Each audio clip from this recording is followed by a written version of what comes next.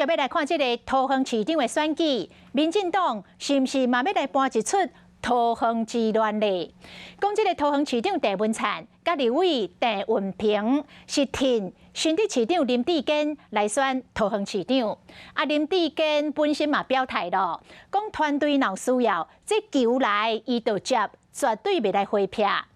也毋过，这时候桃园在地嘛想要选市长的前立委郑宝清真不满，批评林志坚户籍也未迁到桃园，参这个参选的资格都无。讲这个空降的对桃园无熟的，一定是落选选袂赢。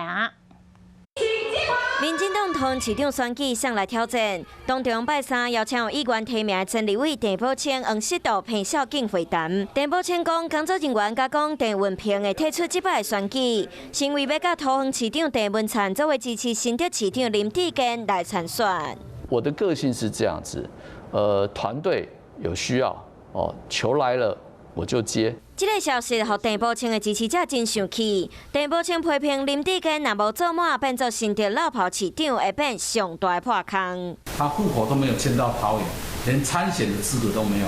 不需要因为自己想要参选，就拿自己的优点去说是别人的缺点。我觉得这个在党内的竞争里面是没有必要这样做。郑宝清要求中央党部爱做民调作为定调依据，不过伊讲党中央无同意，嘛讲民进党中央拜六就会召开9人小组会议，后礼拜三定集会案算都被通过。我绝对是不会回避，直球对决的人。林志坚表示，身为团队的一份子，希望国家更较好，城市更较好，安尼球拿来夺接。